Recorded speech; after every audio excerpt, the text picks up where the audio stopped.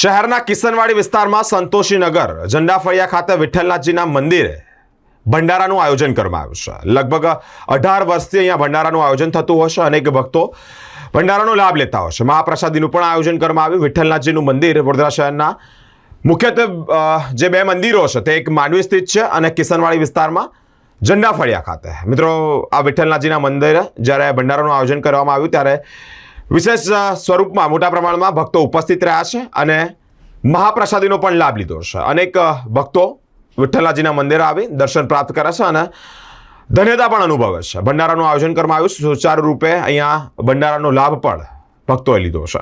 સંતોષે ફળિયામાં વર્ષોથી ચાલે છે। વિઠ્ઠલ રૂકમાઈનું ભજન કીર્તન કરીએ છીએ।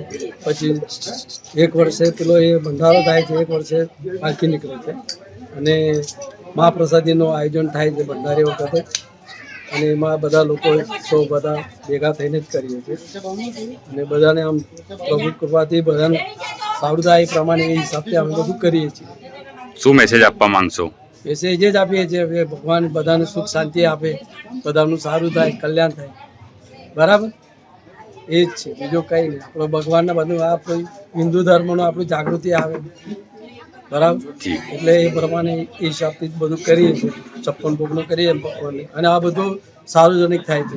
અમારા ભત્રીજા છે, અમારો બધું આ સંતોષી ફળિયા અમારા વાળંદ સમાજ છે, મહારાષ્ટ્રીયન સમાજ છે, બધું ભેગો એકતા પૂજા મંડળ છે, બધું થઈને અમે આ બધું કરીએ છીએ।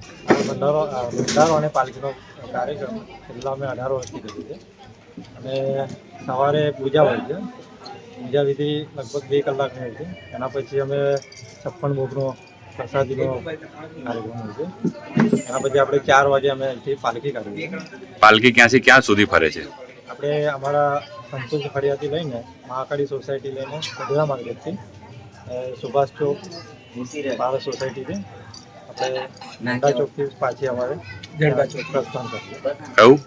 ઝંડા ચોક સંતોષી ફળિયામાં અને રાત્રે આપણે લગભગ 10 વાગ્યાની આજુબાજુ। હા, તમે ક્યારથી આ કાર્યક્રમ કરો છો અને કેટલા મેમ્બરો આવે છે પ્રસાદી લેવા? છેલ્લા અમે 18 વર્ષથી કરીએ છીએ, જેમાં અમે 1 વર્ષ ભંડારો રાખીએ છીએ અને 1 વર્ષ આપણે પાલખીનો પ્રોગ્રામ છે।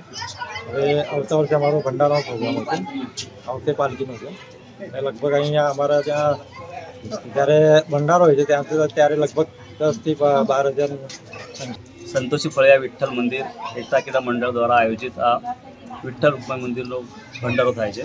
એક વર્ષે ભંડારો હોય છે અને એક વર્ષ પાલખીનું આયોજન હોય છે। આ ગત 15-20 વર્ષથી આયોજન થાય છે એકતા ક્રીડા મંડળ દ્વારા। શું શું આયોજિત કરવામાં આવે છે? શું શું કાર્યક્રમ કરવામાં આવે છે? એ સવારે આરતી થાય છે, શ્રી સૂક્ત પુરુષ સૂક્તનું પૂજન થાય છે, બપોરે 56 ભોગનો પ્રસાદ આવે છે, પછી ભગવાનનો જે બી આ ભજન કીર્તન થાય છે અને સાંજે ફરી ભજન આવે છે અને આપણે સંધ્યાના ટાઈમે પ્રસાદીનો પ્રોગ્રામ રાખવામાં આવે છે અને પાલખીનો પ્રોગ્રામ રાખવામાં આવે છે।